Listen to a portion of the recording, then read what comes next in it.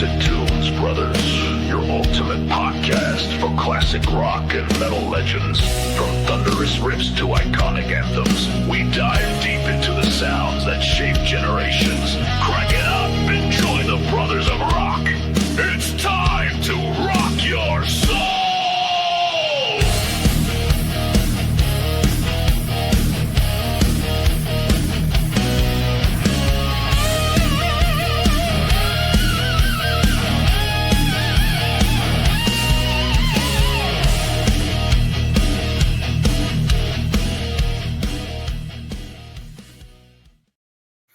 Okay, welcome back into Tunes Brothers. We've got Louie, we've got Down Under Dave, Darren, Scotty G. This is your animal, Dave. You picked a lot of these god-awful songs, so explain yourself.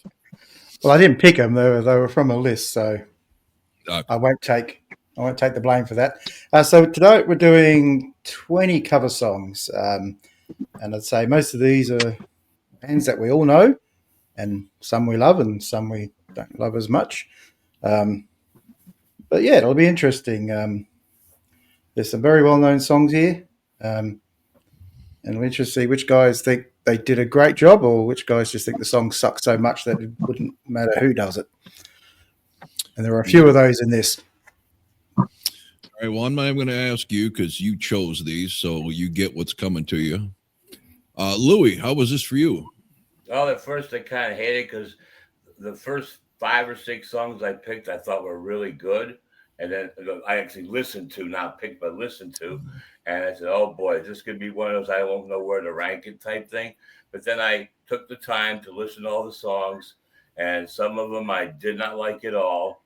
And so I managed to put something together. I wrote the list out from when I got the internet list, and instead of me rewriting the songs in the order, I just placed the number right next to the song. So that's how much I gave a shit about doing this. But I will try to be somewhat moderately interesting throughout the way, and that's all I have to say. Darren. Yeah, it was interesting. Obviously, there's a couple of more so singers in this list that I never really cared much for. But overall, I think there's some very good tunes. Definitely some that I didn't care for. But overall, I still had fun with it. Good. Scotty, this was painful for you. Well, I got to say this. It looks like we would probably have to strip Dave of his ideas on here for a while. But Dave, awesome fucking job, brother. I went into this thinking this was going to be pure shit when I started looking at some of this stuff. There's 4 on this list that I cannot fucking stand. Absolutely great. And some of these songs, I can't, I've heard them, I know, but it was like the first time hearing them again. Like I'd never heard them before, but I know I've heard some of these songs, being Priest and stuff like that, man. So yeah, great fucking job, dude. I really did not go into this positive, but I came out positive on this one, bro. Good job. I'll take that. For me, looking at the list of songs before I even played these, I was very much not happy. I hate most of these fucking songs by the original artists, let alone the covers. And some of them the covers were the only ones I knew. So I went back and listened to the original artists, and they were still terrible. So bottom line here is 3/4 of this list I consider absolutely unfucking listenable. A couple that are so and like 4 that are pretty decent. Only one would ever go on my playlist. So we'll find out. There's a shocker. Damn. Yeah. And usually I'm a covers guy. I like covers, but when they're done by bands who do a better job than the original. Some of these did a good job, but they really didn't change anything from the original. And I'm a big person. I don't like it when people completely reimagine it or put their own stamp on it, but some of them it's like they were doing karaoke here and just trying to do identical stuff. They did it well, but really added nothing to the mix. So Louis, what is your least favorite cover? Well, sometimes we say without rhyme or reason, but this time there is a reason because this song gave me absolutely no pleasing. Ace Frehley couldn't have sang this bad if he tried. The worst song on this list is Live and Let Die. Okay. About had me there. Yeah. He thought you were going to say Into the Night. Oh, no. I did not know. I must admit, I thought he was going there too, and I thought, wow. I get to do a little hook, line, and sinker too, you know. Mm-hmm. All right. You got it, no, you got me. Number 20 for me is Paramore's Burning Down the House. I don't like the original of this song, and to me, they just do a worse version of it. So that's my number 20. Ron. Well, I've made it no secret my dislike for the squealing that comes out of the yap of Vince Neil. So Smokin' in the Boys' Room is my number 20. God dang, you're fucking kick him the fuck off this fucking channel. Pie hole, you're lucky it wasn't fucking AC/DC or Eighth Grade.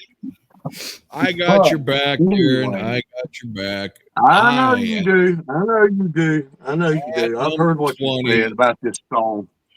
But anyway. Oh, yeah, it is Scott's turn. Yeah. Sorry, Scott. Number 20 for me is a band that I do like. Some of their stuff, they're a more modern band. But this right here, they just absolutely slayed a great fucking song by the original band, Lynyrd Skynyrd. These motherfuckers absolutely destroyed Simple Man. This guy is screaming at the top of his fucking lungs. You can't even hardly turn it up. And it sounds like the acoustic guitars behind over on the side of the fucking lake. It's horrible. It's the most horrible thing I've ever heard almost, man. They just destroyed that damn song. Fucking destroyed it. And yeah, fucking whatever the hell your names are. Shine Down. Is that it? Yeah. Don't do no more covers. Number 20. All right. I've got to say, welcome back, Scott. It's been a long time since I've heard anger and hate from you, and it's well missed. It's such, I love when people are mad and hate things. It's my joy. And that's exactly how I felt with my number 20 in AC/DC's Baby Please Don't Go. This is a fucking terrible song. And if you think this song is bad, which I do, Jesus, God Almighty, listen to the original. Holy blues shitfest. This is terrible. I don't think Paul Stanley could have saved this song. Absolute horrible. What's that song again? No, I don't disagree with you on that. Baby, please don't go. Oh, okay. But yeah, man, no, I get like that when bands butcher good songs. Now, I don't know about the original of that one, but Simple Man by Lynyrd Skynyrd is a rocking, great song. And that's why, yeah, Shine Down, I tried to give some credibility because I do like some of their stuff. They do rock sometimes, but that was horrible. So, yeah. Any band can shit the bed. Yeah. Louis. But before I give you my number 19, Rob, did you hear the song from looking at an album cover? Or did you see Bon Scott in his little Catholic school dress that really bothered you? And his what? There's a video that he's singing the song with pigtail wig and a Catholic school dress. Yes. Yes. He looks like a damn girl. Honestly, no. I went by Spotify. I wasn't watching videos, but that would have irritated me even more. Okay, because I thought the song was not that bad. It was better than a handful of others on the list. I'm sure that. But anyway, Yeah. number 19, and I put "Shine Down, Simple Man." And Wow. I don't want to offend Scott, but I'm not a big Skinner fan anyway. But that song bothered me second most on this whole list. Didn't sound good at all. Okay. Dave. Agreed. Number 19 for me is Judas Priest, The Green Manalishi. Thought this was goddamn awful. Never heard the original, so I can't say they butchered it. They just, yeah. Had you never heard this Priest song before this list? No. Okay. And I'll never listen to it again. That Okay. is for sure. This is fun. See, I so much prefer the hate than the love. I'm in my happy place. Darren. At number 19, I know Lewis has mentioned this one at 20. Axl Rose is another vocalist that I don't care much for. I mean, I respect what they did on their debut album. I mean, I wasn't a big fan of it. There are a handful of songs off of that album that like I said, I've come to appreciate. But you know, the Use Your Illusion albums, they were so pompous, and they easily could have scrapped half of it to make one album out of that and saved us from having to listen to the rest of that shit. But I had to put Live and Let Die at number 19. I can agree with that. He's right about that. Number 19, and here we go again. Now, I think I've heard the original at some point in time, but I do not know who sings it. But I do know this band here didn't need to fucking get near it. I know what you're talking about. Fucking Disturbed. The sound of fucking silence. Are you fucking kidding me? Down with the Sickness. And then you're going to sing some shit like this? 10,000 Fists? Get the fuck out of here, dude. That's like Pantera doing the Black Sabbath song, Planet Caravan. Yes. Damn, you should have put that one on there. I would have loved that shit. But anyway, yeah, man, come on, dude. Yeah, he's got a good voice, and he does bail out a little bit on there, but it's just not them, man. Yeah. It's cliche as fuck, well, dude. Scotty, you would not like the original either, because that was done by Simon and Garfunkel, who are folk singers. God. Yeah. Okay, so I too, like Scott, get very irritated with bands who attempt a song that I liked and completely fucking destroy it. And there are several on here, but the most blasphemous is somebody that I have been shitting all over every chance I get since she dared grace a stage with Skid Row. And I keep hearing even people on this show trying to defend her work. So now we got Halestorm completely sacrilegiously fucking destroying an epic Whitesnake song in Still of the Night. The first thing that came to mind when she's doing her growling, I was trying to figure out, is it cum or phlegm in her throat? Absolutely fucking brutal performance. Didn't even bother to try to replicate the bow on the guitar strings for the solo. Completely destroyed this from top to fucking bottom, and Lizzie Hale should never be allowed to step in a recording studio again. I was going to give her the benefit of the doubt, but this is her band, right? Oh, listen to her at Halestorm. Forget about Skid Row. No, well, this is Halestorm. And if that's how she sounds, fuck that. Louis. Wow. Number 18, I'm more of a fan than the rest of you guys of their deeper cuts, but I figured that this band should have delivered a much better version. So number 18, Aerosmith, Come Together. Weak and boring. Fair enough. Well, number 18 is Halestorm, Still of the Night. So Rob's already given the rant.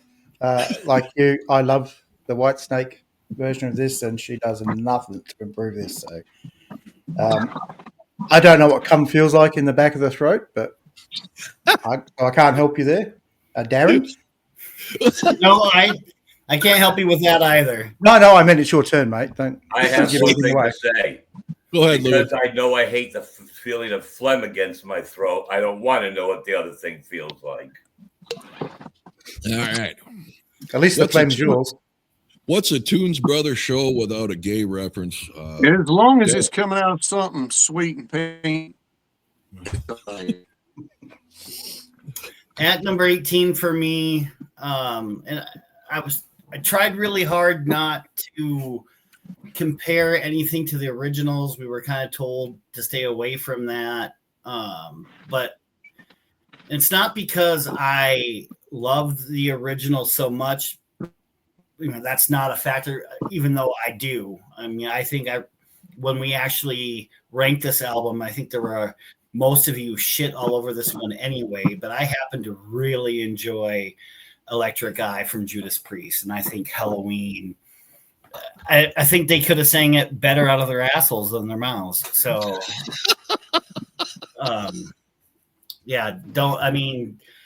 that's one thing I like remakes.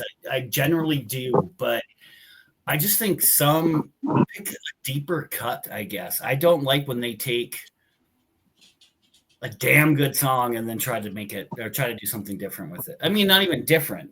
I don't know what their intent is. It's hard to, to make something that was that damn good better. Scott? Okay, number 18. I think I know somebody has already brought this one up, and it's a band that I'm really not familiar with, Paramore. Burning Down the House. I did not like this song originally in the 80s, and I damn sure don't like it now. It's just fucking horrible. The Talking Heads, I believe that's who sung it back in the day. Yeah. You have to know who it is because it was on MTV, every damn thing on. But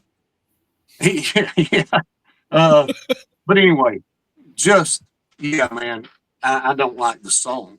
I don't know who could have done that song justice. So, well, I did not think this was going to happen with such a mixture of eclectic stuff and 4 or 5 of us with somewhat different tastes, but I'm matching up with Scott. I had to ask Dave who the hell Paramore was. I had no clue. This is fucking terrible. And unlike the two of you who mentioned it, I actually liked this song in the 80s, and it just is what it is. I mean, I wasn't a huge fan of it, but I didn't mind it. The videos were always goofy from the Talking Heads, so that was always part of the fun. But this is fucking horrible. And this goes back to me saying, if your name is not Joan Jett, as a female, you should never sing a male song because it never fucking works. This isn't even an angry male screamy song, and she still butchers it. So there you go. It just is where it falls in a collection of shit. Number 17 for me. Some of you guys mentioned this as a good version of a song, but I really don't care for it. It bored the hell out of me. I don't see what the appeal is. I don't like the original. I don't like this. Marilyn Manson, Sweet Dream. I get no enjoyment out of that song at all. Okay. Sweet dreams. I made of these. 17 for me is Aerosmith, Come Together, which we all know from experience never happens. We always come first. That's the way it's a race, right? Yeah, I thought so. Oh, I was always competitive. Haha, beat ya. If you're going to do a Beatles song, you got to do a really good job, and they don't. So. Wasn't it actually a Wings song though? Nah, it's a Beatles. No. Was it Beatles? Okay. Abbey Road album. Live and Let Die is a Beatles Wings one. Yeah. Okay, there you go. Okay. All right. At number 17, this is where I put in the AC/DC Baby Please Don't Go.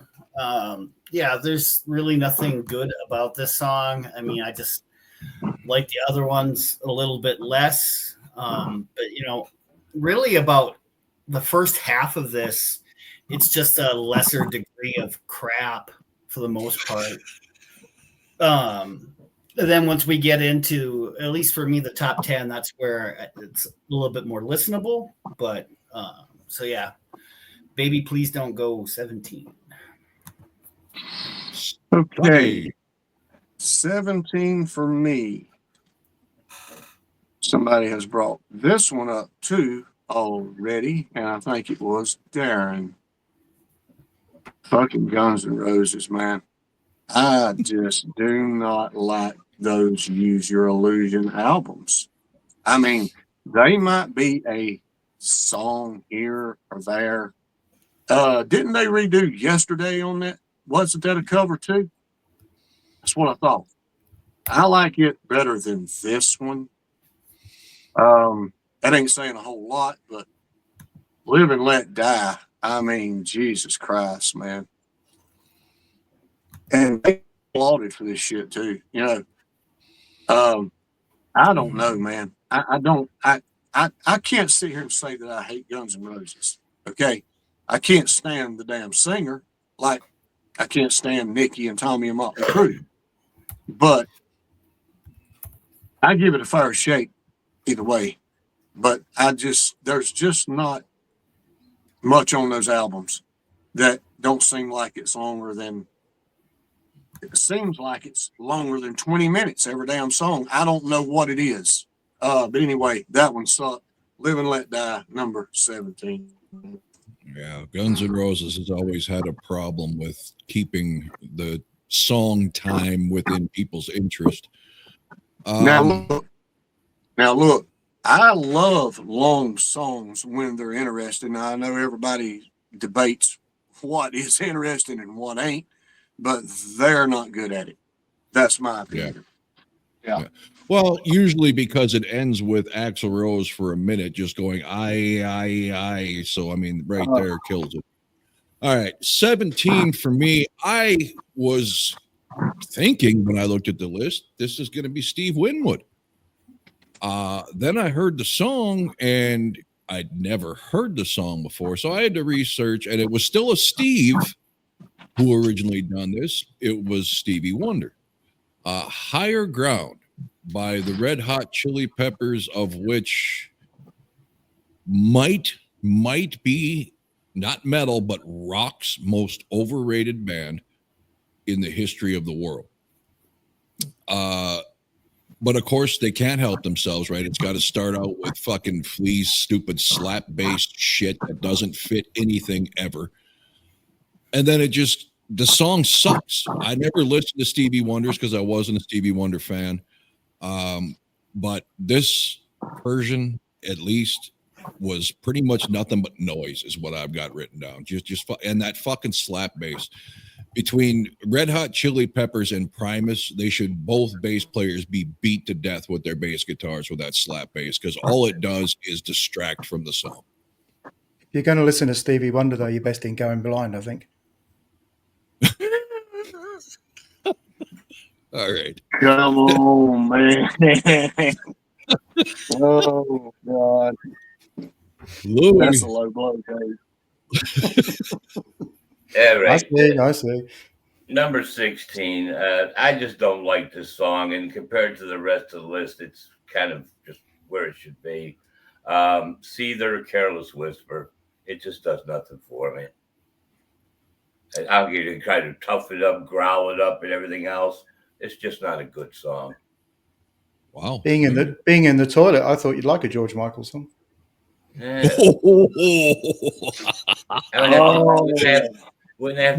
That's where he got busted and outed as a. I thought that was near a urinal, and he grabbed the guy.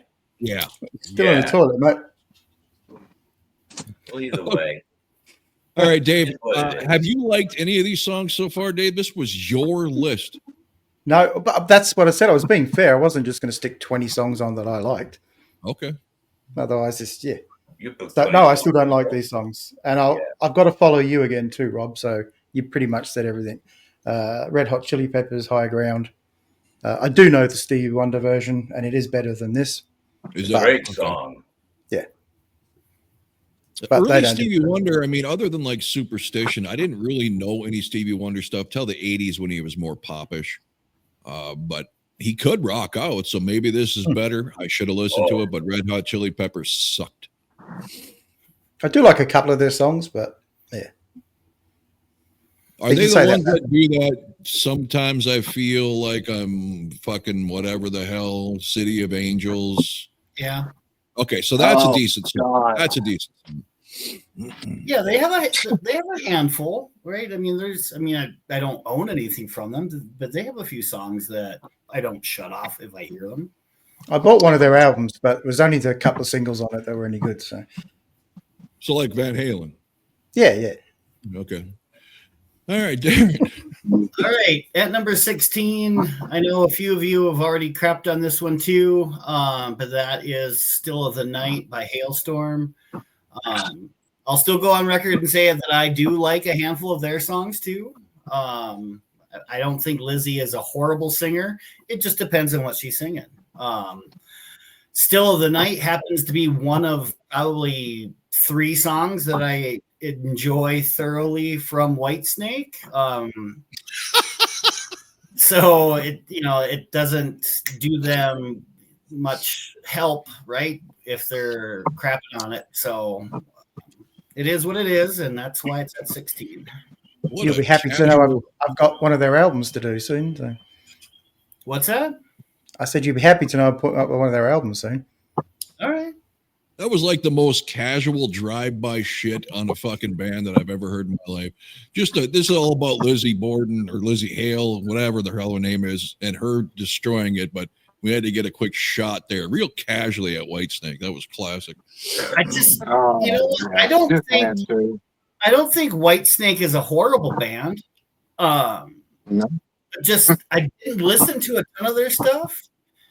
I did, when Columbia House or whatever, that is one of my first 10 cassettes that was sent to me was the album that had Still of the Night on, and I loved that song. That's about the only one I played off that cassette, but I enjoyed it. So, and we're talking, this was junior high, right? Maybe. Yeah. 87, I think. Mid 80s. Yeah. Yeah, but you have to remember where I lived and my exposure. I probably didn't hear it in 87 because at 14? Yeah, maybe because it would have been on the radio. Wasn't that another one of them goddamn self-titled albums 7 albums later?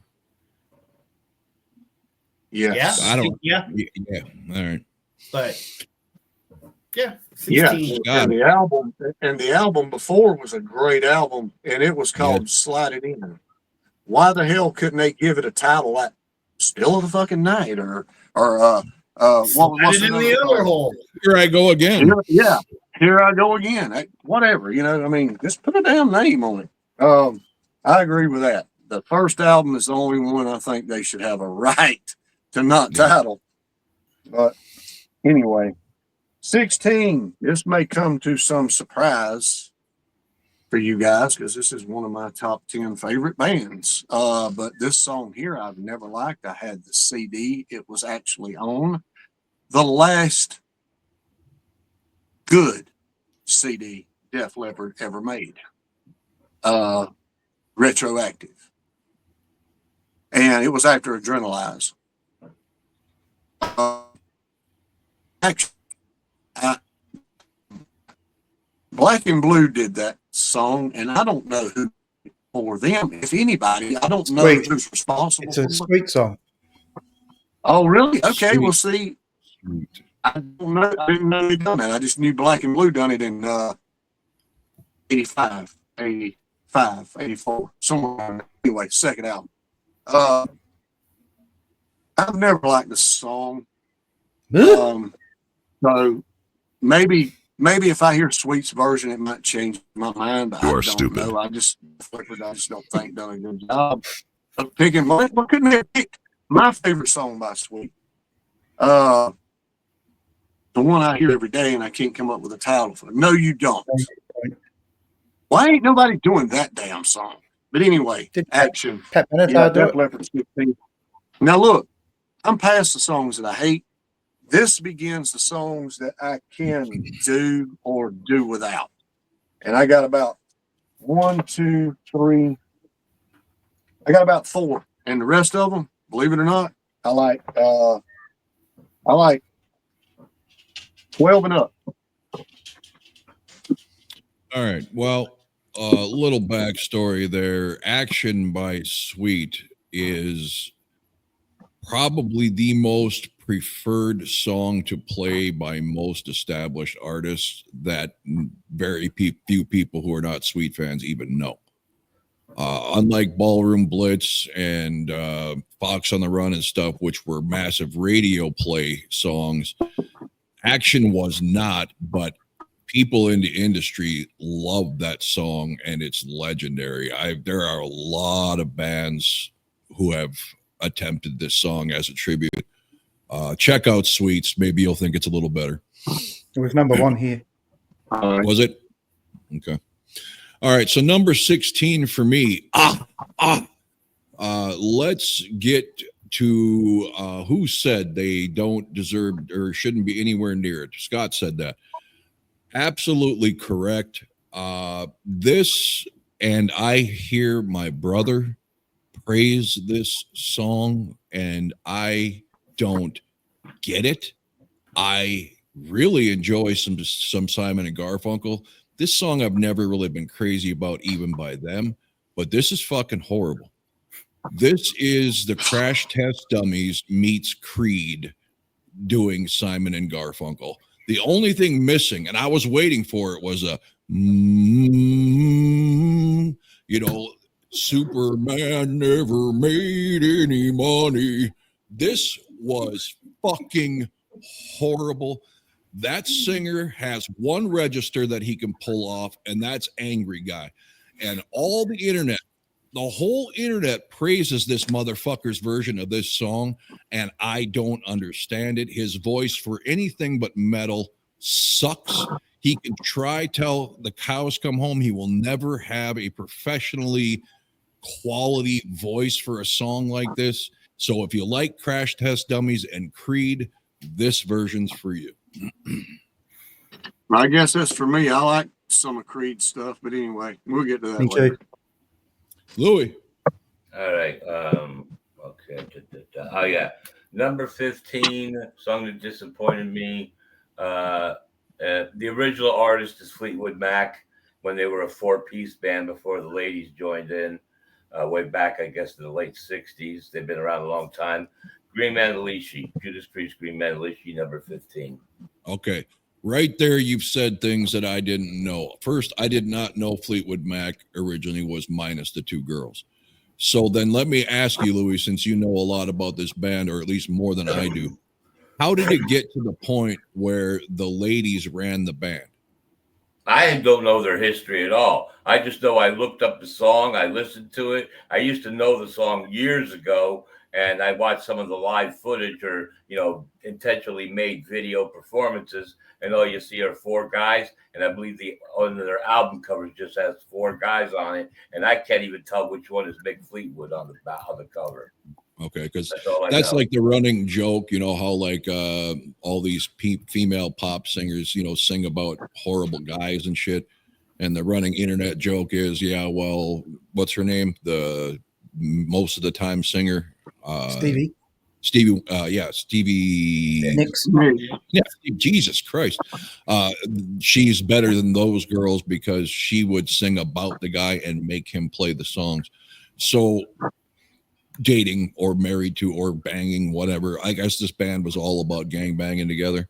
But it was my understanding that 2 females basically called all the shots for this band. So if they weren't originally in it, how the hell did they get that kind of hierarchy?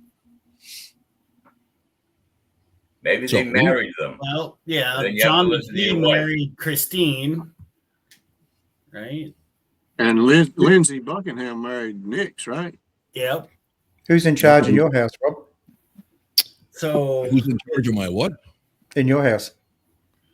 Of the house, Shannon. Of my creations, me. 110%. She's still the boss, though, isn't she? Yeah. That's how it works. All right. Go ahead, Dave. no. So to answer your Dave. To answer Sure. your question, it looks like they were the 4-piece from 67 to 73, and then in 74, that's when. Well, at least. Well, actually, Christine McVie joined in 69, and looks like Stevie Nicks joined in 70. She joined in a 69, or she joined in 69? Joined in 1969, it looks like. I'm sure there were a couple of those too. Yeah. Because I think Buckingham and Nicks were recording an album at, and that's where Mick Fleetwood saw them. So that's where that's why Buckingham Palace, it was named after him. Yeah. Right. Yeah, that's it. Yeah, you're right, Rob. Okay. 74 is when Nicks and Buckingham joined. Okay. All right. Whose turn is it? Mine, number 15, is a band I don't like, and Anthrax, and Carry On My Wayward Son. I actually think they did a pretty good job. I was surprised because that's not what I'd expect to hear from them. So this is one of my middle ground songs. They do a good job. I don't like the song all that much anyway, but they do a good job of it. Cool. J-Ron. All right, at 15, this was Paramore's version of Burning Down the House. I like Rob. I enjoy the original version. Maybe it has something to do with my childhood memories of watching Revenge of the Nerds. And that song is very prevalent in the beginning of the movie and at the end when they sing it to him again. But they did it absolutely no justice, just like Halestorm and Still of the Night. So that's why it's at 15. Scott T. All right. Number 15 for me is one of my favorite bands of all time. But this song is probably the worst song they've ever done, and that's AC/DC. Baby, Please Don't Go. Actually, it was on their 74 Jailbreak album, which was more like their very first album, but it wasn't released until 84, 85. That was the EP, right? Yes. Yeah, okay. And I've got their videos and stuff, DVDs of them on stage. I know exactly what Lou's talking about. I was laughing my ass off the whole time trying to figure out what the fuck he's doing, dressed up with pigtails and a damn suit and smoking a cigarette on stage. This motherfucker's crazy. But anyway, the song is horrible. Why they done that one, I don't know. AC/DC was questionable about a lot of things when they first started. I think they were just trying to find their own way at that point in time, because I know you did not like a lot of their earlier stuff because it was too bluesy. I like a lot of it, but there's some of it like that. Nah, pick something else to do. 15, yeah, Baby Please Don't Go. Yeah, and I get, when you're redoing a legendary band stuff, you might not want to pick the obvious ones. And maybe there's somebody in the band who did this one. I don't know. What song was it? AC/DC's Please Don't Go with Stevie Wonder. Oh, no. Oh, that was Higher really? Ground. No, what's Stevie Wonder?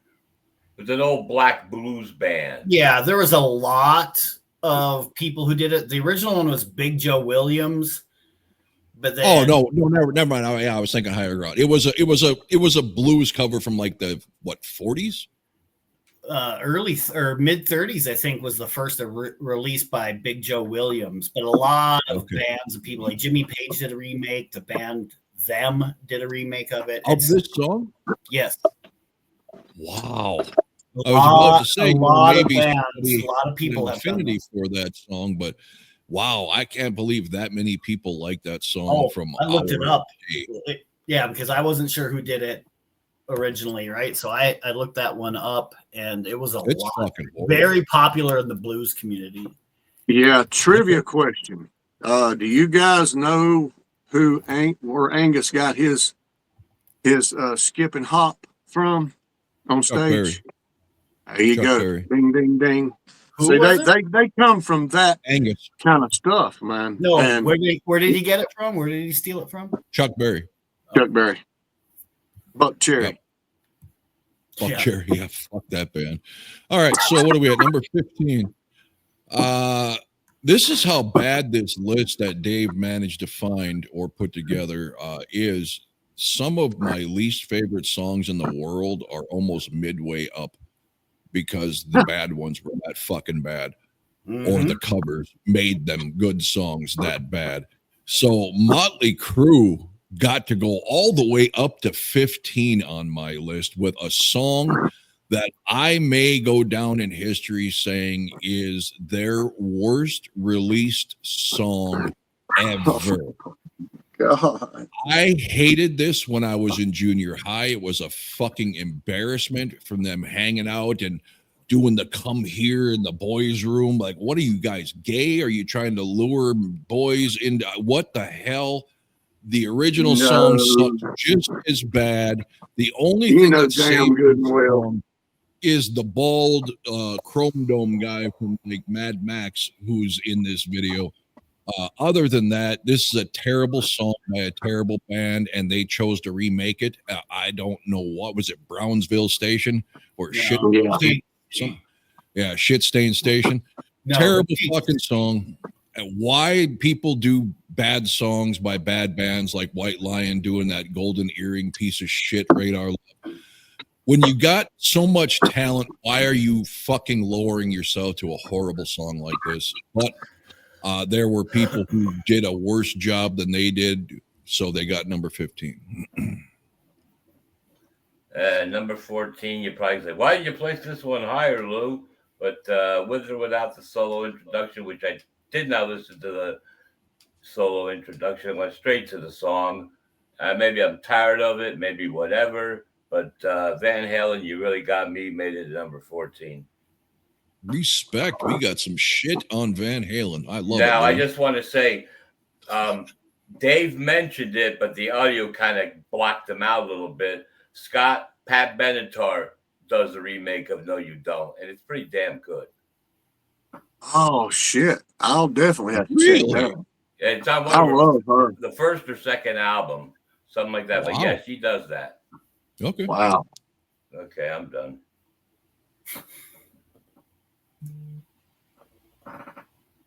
Dave. You're on mute, Dave. Mute. I noticed it was peaceful. Mute. Number 14 for me, and it got this high because I gave it extra points for being an Australian band. So Please Don't Go from AC/DC. As I said, don't like it, but they are Australian, and I've got to show some love. You know, shout out, because Dave really is the most patriotic person on this panel when it comes to propping up his country. That's cool. Well, I don't think they have too much music to offer the world. Unlike, I mean, we can't back everything from the U.S. because we have like Mötley Crüe and AC/DC. Yeah, another thing, Dave's country probably ain't turned into a public fucking toilet bowl either. So, yeah. I don't know. I don't know. I've heard Melbourne has a stench to it. Yeah, but that's Melbourne. Melbourne sucks. All right. Sure. At number 14, this is where I put Judas Priest doing the Green Manalishi with a two-pronged horn or whatever the fuck the rest of it was. I actually think that they do a decent job. I did not know the original artist. I had to look this one up. And I went back and I listened to it, the original, just to see what they did. And I mean, other than adding a little bit of Judas Priest to it, it's, you know, and gave it a little bit of a update date wise.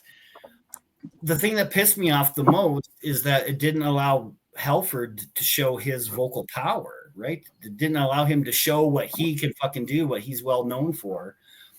And so the song was just boring. It was plain Jane. Otherwise, I mean, like I said, Rob sounded good. The band sounded good. It just, the song was boring as shit. So it fell at 14. All right. Number 14 for me is a song that I am very familiar with. Heard it for years and years and years, and it's never really been a bad redo. It's actually pretty good. We're getting into ones now that I can kind of live with, man. Aerosmith, Come Together. I think they do a damn good job on the song. I know it's a Beatles song, but I think they do a real good job on it, man. I think it's sung well. I think it's played well. It's just not a, you know, it ain't a groovy song, man. It ain't gonna make you move too much. You know, it's just a mellow song. But it's not bad. I think they do a pretty good job. 14, Aerosmith.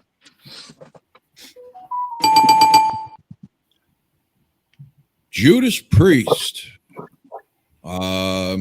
Perhaps one of the dumbest titles in metal history or rock history, since it's not really theirs. What is a two-pronged crown? The two prongs hold the jewel in place. What the fuck is that? And what's a Menalishi? I looked it up. That ain't even a fucking word. All references point to the idiot in fucking Fleetwood Mac who wrote this because he thought the other members were a bunch of money grubbers. And he eventually gave away like all his money and ended up broke to charities, the stupid fuck. No idea this is a cover. When Dave sent this list, I thought, bullshit, there's no fucking way. I had heard this song a billion times by Judas Priest. Never once did the word cover song come into the conversation.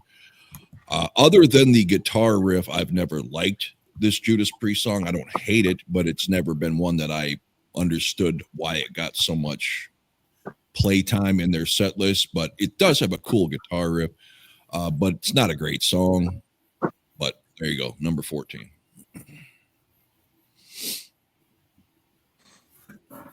Oh, Louis. Okay. You know, I like the guy. The way he sings never really bothered me. It has nothing to do with this particular song. It's another Russ Ballard written and sung song. But Ace Frehley's Into the Night doesn't move me as much as it may move other people. Correct. So that's why I put it number 13. Incorrect. Why you always got to be wrong, Louis? I'm going to be wrong every song all the way through. Number 13 for me, and this is a compliment to this band that it got so high, and that's Mötley Crüe, Smoking in the Boys' Room. Boo. All I can say about it. All right. At number 13, this is where I put Van Halen's You Really Got Me. You know, I don't mind the Kinks version. And yeah, you know, Eddie, blah, blah, blah. Just, I've never been a big fan of this remake at all. Overrated. Yeah, Van Halen is overrated. I was talking about Eddie, but okay. Yeah, I think he got a lot more credit than he should have as well. I'm just trying to fuck with Scott. We've had these conversations. We've reviewed a few Van Halen albums. So, but yeah, it's just wasn't good enough to make it any lower on the list. You really got me. Number 13, Scotty. Or 14. Number 13. 13. 13. Yeah, number 13 is, I didn't even know I had this. I got this CD somewhere. It's been so long since I've listened to it, I didn't know it was a cover. Like most things that I've heard before. Now, of course, like Aerosmith, I knew that was a cover of being the Beatles. But most of these songs, you know, it's Careless Whisper. I always liked Seether, and they were one of the Hold on, newer I'll let you bands. go here, Scotty. Hang on, Scott, real quick. Did you not know that was George Michael's originally? No. Wow. Okay. Yeah, I mean, I know. I never was into George Michael, and I know that I heard him because But George Michael was into you? Yeah, okay, yeah, yeah. No, I just figured because it was a huge radio hit. That's odd that you didn't. Yeah, it's just the way they do it. Yeah. It's much different. Yeah. I got to see them one time. They opened up for Kiss and Aerosmith on that tour. That was the opening band, and they were fucking great. But the song's a little, give or take. I don't hate it, but I ain't crazy about it either. So that's why it falls at number 13. Okay. Number 13 for me, Mama told me this song sucks, so turn the station. I am not a Skynyrd fan, nor am I a Shinedown fan. So this was a double dose of shitola for me. I had heard this song, however much it like Frehley's 78 solo album. It's a whiner. So it's almost fitting that he chose to do Shinedown doing Creed, doing Lynyrd Skynyrd for this. Another one of these monotone, just fucking garbage. I am depressed. I was never a Shinedown fan, but he had impressed me with his vocal power. That is not shown here at all. This is, like I said, Shinedown does Creed doing Lynyrd Skynyrd. It's a terrible song by a terrible band, terrible cover by another terrible band. So it's just terrible all over the place. What are you trying to say? It's terrible. Okay. Louis. Okay, number 12. I never gave a shit about Whitesnake. I don't care how good, musically talented they are. They just don't play the songs I want to hear. They're good at their instruments, but for some reason their songs never land anywhere in my heart. So Halestorm, Still the Night made number 12. Louis, can you give it a little bit more enthusiasm and interest out of you on this podcast today? No, probably not. None of these songs really. I mean, one or two songs I have a slight whatever, but no. You got to learn to embrace the hate more. You only get really enthusiastic when you love something. It's so freeing to just be able to mindlessly rip something. You got to try something. Embrace the dark side. My number 20 had the best rip of the whole show. Yeah, all right, yeah. That was ages ago. Yeah, but what have you done for me lately? But this actually, it's like these songs. Like if I never heard any of them again, I'd be fine. Well, maybe not true. But other than that, Oh, there's one on there that you don't feel that way about, Louis. Yeah, I know. And that one I still have to grow to love even more. So far, it's earned my respect, but it hasn't earned my love yet. Okay. Well, number 12 for me is a band that hasn't earned my respect, and that's Guns N' Roses. Live and Let Die. I won't say they do a bad job of it, but yeah, it could have been 2 minutes shorter. That's going to be on Axl Rose's fucking headstone, right? Should have been 2 minutes shorter. Great songwriter. Should have been 2 minutes shorter. Should have died 30 years ago. Sorry, Darren. All right. At number 12, this is where I put the Aerosmith song Come Together. I've always kind of enjoyed it. I don't have anything really against it. It's just, again, your degrees of crap, and we're getting to that point where the poop start to sink just a little bit, so it's not quite floating anymore. Yeah. Nice shit used by you there. That was good. Is it number 12 now? Yes, sir.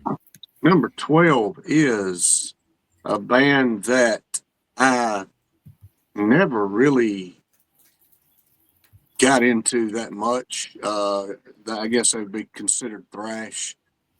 But they did put out something once in a while that was good. Not much, but I give them a little credibility. They done a damn good job on this song, Anthrax. Carry On My Wayward Son. Now, I've never been the biggest fan of the song. I mean, it's been played more than Rock and Roll All Night and God, what other songs have been played to damn death. But I didn't know they had redone this. Now, I've heard redos from them. They've redone Parasite and Strange Ways by Kiss that they do a fantastic job on. But this one's not bad. I mean, every redo, I think they done Schools Out, done a good job on it too. So yeah, it's I like From Here Up, Anthrax up, 12 and up. I like. So I think they done a damn good job. It wasn't the original just beating the shit out of stuff, and you can understand what the hell they were doing here. There you go. That's what I expected to hear when I put it on. I thought, I wonder how they're going to butcher the shit out of this one, but I said they actually did a good job of it. Yeah. Okay, number 12. We're up to number 12 out of 20, and my explanations of these things are all severely negative, and we're all the way up to number 12, and that's not going to change. So anybody who thinks I'm overly negative about Ace Frehley or The Warning or whoever, you ain't seen nothing. This one goes from the original version Shart to a full-on shit with Guns N' Roses. Live and Let Die. Both of these versions suck, but Axl managed to make it worse with that fucking shrilly, screechy, scratchy voice of his. Ding, ding, ding, ding. Oh, yeah. All right, number 11. I of course love the original. It's a favorite of mine, but why I placed it here just in comparison to the other songs.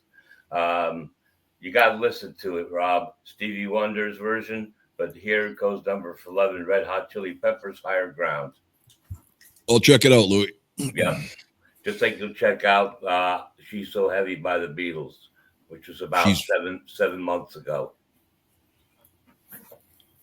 You must have forgot to email that to me. Oh, I have to email it to you. Dude, my memory is horrific when it comes to short term. I can send you the name of the song, but I can't send you a link. I don't know how to do that. That's fine. Okay. She could be even heavier by now. Yes. Could be. Or she died by now. Dave. Number 11 for me is a guy I think makes pretty good movies. Rob Zombie. We're an American band. Yeah, this was actually pretty well done. I've got no complaints about this one. I like and love the ones coming up. So, okay. At number 11, Ring the Bell, because I'm going to match up with the grumpy old bastard in the left corner. Higher Ground. I didn't mind it. I mean, I'm familiar with Stevie Wonder's version of this. And I didn't mind the Flea bass line. I mean, that's what he's kind of known for. So, like I said, there wasn't much for me to complain about on this one. But the other ones are just slightly better. So Higher Ground at 11. Oh, it's kind of weak, though, because Dahmer was known for eating people. Does that mean it's not a bad thing just because he's known for it? No, but for people who... I mean, that's one of the worst things that you can fucking compare it to. I mean, listening to the Red Hot Chili Peppers is nothing like but I just referring to slap bass. Just because he's known for it doesn't mean slap bass is a good thing. No, but I'm talking about if you are a fan of the Chili Peppers. Again, and I love Chili Peppers. Going to have very rabid fans, right? So if that's what you're expecting to hear, he doesn't disappoint. Just because you don't like it doesn't mean there aren't millions of people out there. That's where you're incorrect. That's where the problem is. If I don't like it, that's the way it should be. No. Yeah. Dave has something to say. Just let Louis speak. Because you No, don't thank you. like vaginas, doesn't mean the rest of them don't have to like them. I got a quick story.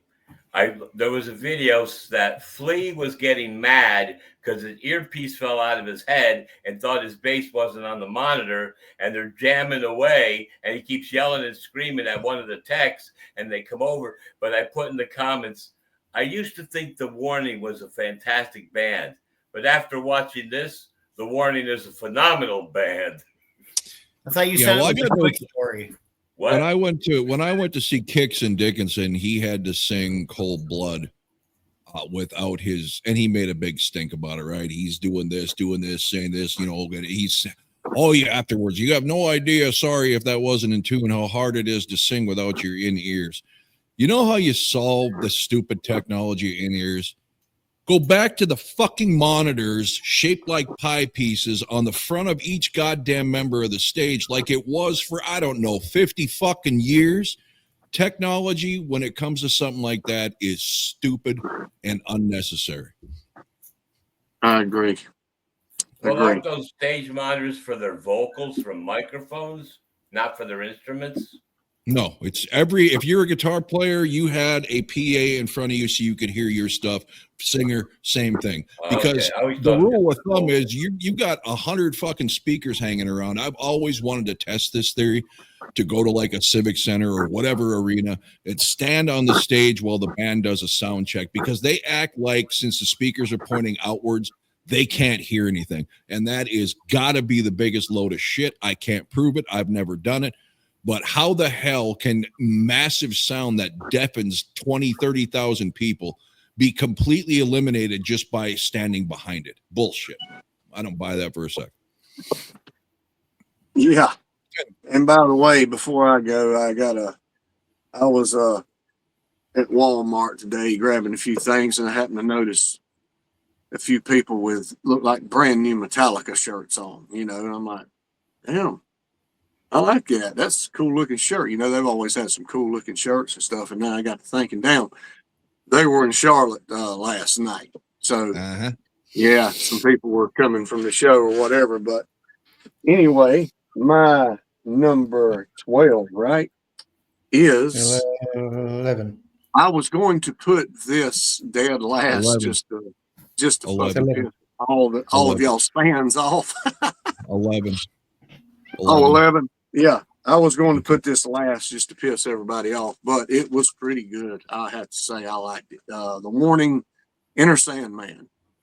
No, it ain't Metallica, but I think they do a damn good job of their version of this song. I know they change it up, whatever. Don't hear it.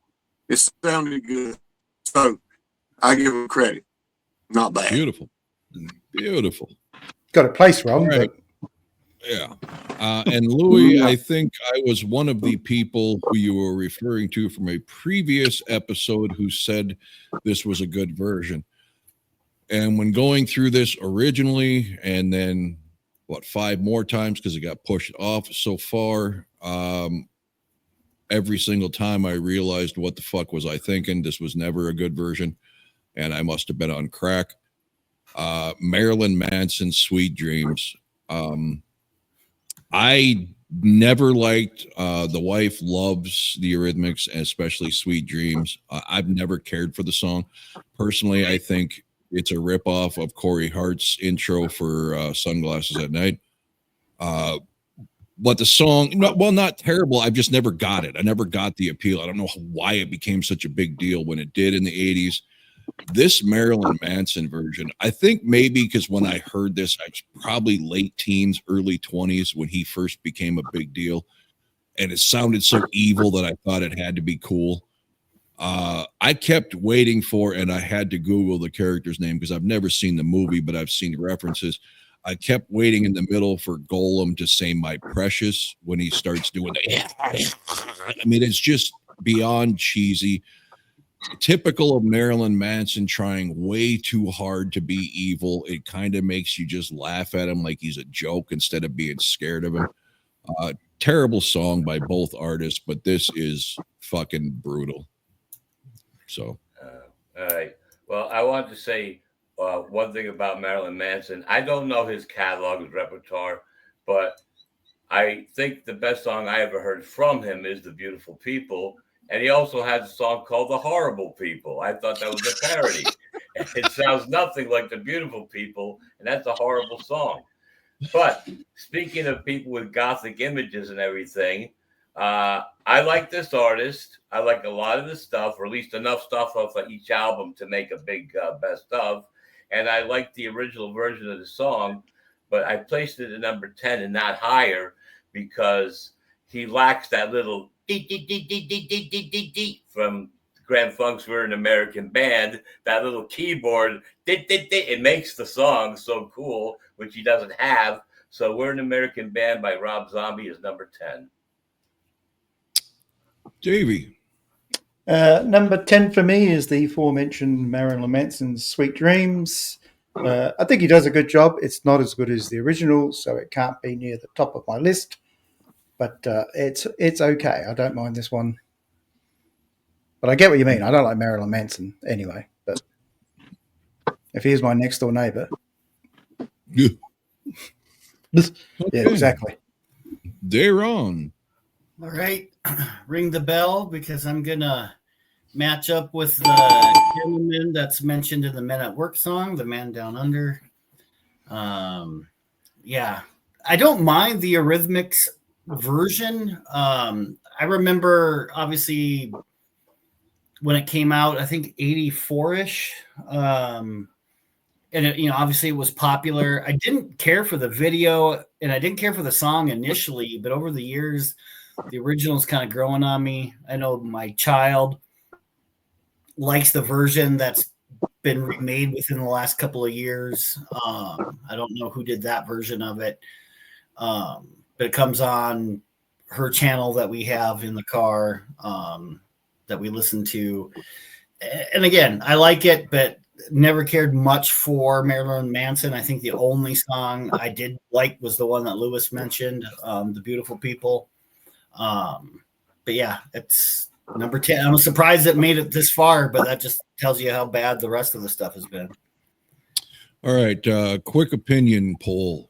Who copied who? Was it Annie Lennox copying Brigitte Nielsen or the other way around with the rug muncher hairdo dyed blonde?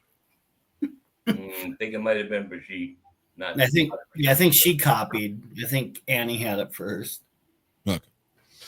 Scotty.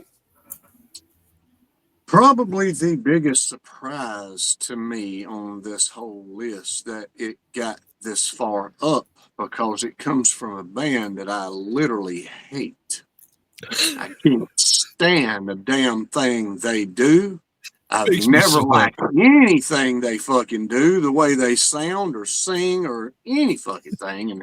And they call their bass player a fucking flea. All right? But the Red Hot Chili Peppers are fucking horrendous. And yes, this song here is fucking good, though.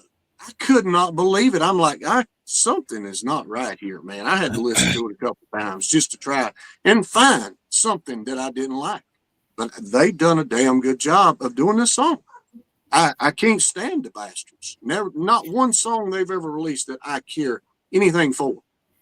But this sounded very good. I think they done a good job of it. Real good job. It's number 10 on my list. Like I said, I'm shell-shocked by having them. Even I'm going to be down there with Simple Man, before I even listen to the damn thing. But, hey, number 10, Chili Peppers. Okay. Louis, what was your number 10? American band? Yeah. I had hoped this would be much higher because I am a pretty decent Rob Zombie fan, more or less more White Zombie than Rob Zombie because mostly nowadays he concentrates on movies. But this is a song that I was never crazy about to begin with. I never hated it, and I don't hate his version. It just doesn't do anything for me. I get the title would make this a legendary song, and a lot of our hair bands would, during an encore, end with this song, right? They'd all it's a good song if you're an American band to end your show with. I will say the cowbell was in the mix way too fucking loud. And I love cowbell, but the whole I mean, it's like louder than the vocals, louder than the drums, the guitars. I'm like, Jesus, turn that fucking thing down. But he did a good job. It's just not a great song for me. You like cowbell or just the Omega Moose? Just the moose. Louis. I guess it's number 9 to me, huh? Yeah, Christopher Walken needs more cowbells. He probably was there when they were recording the song. I need more cowbell. Yeah, you guys are great, but I need more cowbell. Anyway, number 9. I guess any song you could shit on this whole fucking list, or most of the songs on this list. But I didn't think it was as shitty as you guys think. I like the way AC/DC did their version of Please Don't Go. You know, I thought it was energetic and kind of bouncy. So, but you probably were around when the original came out. No. You know, I don't look any older than 73 years old, so back off. Oh, Louis, you don't even look that old. But anyway, I know, 71. Yeah. Anyway, I'm done. All right. Dave. Number 9 for me was surprising because I think when we did the Judas Priest album, I had it as the worst song on the album. It was. So it hits the top 10 for me from Halloween. I actually think they do a really good job, and I think it's better than the Judas Priest version. So, incredible. Wait, what number did you say? Wow. Number 9. Number 9. Yeah, okay. I thought you said 10. No. All right. At number 9, this is where I put Rob Zombie's We're an American Band. Yeah, like Rob said, I mean, yeah, I've heard the song a lot by, you know, bands that we would see live playing this as an encore or at the very end of the show. I mean, you can tell that they added their his zombie heaviness to it at parts. I didn't have a problem with how loud the cowbell is. This is a song that is definitely well known for the cowbell, but yeah, just not the greatest version of the song. We're an American Band. Poison, Jackal, how many bands have done that damn song? And I like Rob said, you know, that's my number 9 too. You know, what's so special about that song besides the title? I mean, yeah, it's not bad, you know, but why does everybody pick that one song, man, sometimes and just run with it? I don't understand. But anyway, it almost becomes a tradition to where every band's got to do it because another band did it, so let's do that too. It's not that great of a song. What makes the song? Did Lenny Kravitz do a version of it too? He might probably. Yeah, but I tell you, it's that keyboard that makes the song distinct. The way those the simple notes just being played in succession multiple times every time they say the title is the best part. I mean, the song that puts the song is the part that puts the song over the top. And every other band that covers it deliberately omits that. That's why it's not as good as the original. Well, because every band who covers it doesn't have a keyboard player. That's probably why. Oh, they can get one in the studio. Anyway, Scott, you were saying? Yeah, I mean, Rob Zombie, I've always liked Rob Zombie. You know, he's not my favorite, but I've always liked a lot of things he's done. White Zombie, Rob Zombie, whatever. You know, got some crazy movies. I like, you know, most of them. But I've seen him a few times. He's really good live. So, yeah, I mean, he does a damn good job on it. I ain't gonna, you know, it's number 9, so I like it, you know, pretty damn good. All right. Number 9, a rare opportunity for me to give credit to a band I usually don't. In fact, I usually look forward to taking credit from this band at any chance I can. Van Halen. This song from my entire childhood, I thought was a Van Halen song. I had no idea till I was probably, I don't know, in my 20s or something that this was a remake. Not a Kinks fan, although they did write a lot of good songs that other people did much better. I mean, they got to have one of the biggest catalogs that people have remade and become famous for their remakes of their stuff. Yeah. Except Quiet Riot with Slade, right? They got more popular off Slade's song than Slade, and Slade is Slade. But this is a damn good version of a song I don't really care for, but Eddie, to his credit, really fucking puts some pizzazz in this thing with that guitar and makes it a much better song. Now we're getting to the area where I don't need as much toilet paper for each review. All right, number 8 for me. I always preferred the original, but it seemed for this go around to be fitting to be placed at number 8 because of the sound and the energy or whatever the reason is. Smokin' in the Boys' Room by Mötley Crüe ranked up as high as number 8, and that's a miracle. Dave. That's it. That is. Number 8 for me is one that Scotty shat on because it offended his redneck ways. But I got Shine Down, Simple Man. I didn't really know the original, so this was always. And it makes version, sense though because you're a Creed fan, right? Yeah, I do. I don't mind Creed. Okay, so then that would sound good to you. Okay. Open Arms. Arms Wide Open. Yeah, they are. Journey. Open Arms. Yeah, I'm not saying the song's called Open Arms. I'm just giving you Open Arms. All right. So ring the bell. I matched with a gentleman from Down Under again. Simple Man. I definitely don't care for Leonard Skinner all that much, although their version of Simple Man isn't too bad. It's one of the few songs from their catalog that I actually kind of like. I do not mind their the version from Shinedown. Now, I'm about 50-50 on Shinedown's music, but I don't think they do a bad job. It's just they didn't have a whole lot to work with Leonard Skinner stuff. So, do you like the Shine more than the Down? Yeah. All right. Number 8. I thought the chick done a pretty damn good job, man. Halestorm. Still of the Night. Yes, I liked it. I thought they rocked it out. No, they didn't do a David Coverdale on it, but for what they had and what they were trying to do, I thought they rocked the fuck out of it. I liked it. I like a lot of Halestorm's music. But that David Coverdale. The best cover that I've ever heard them do, though, is by Heart. Now, that one's better than Heart's by far. But anyway, yeah, Halestorm rocked it out. I like it. Still of the Night, number 8. Okay.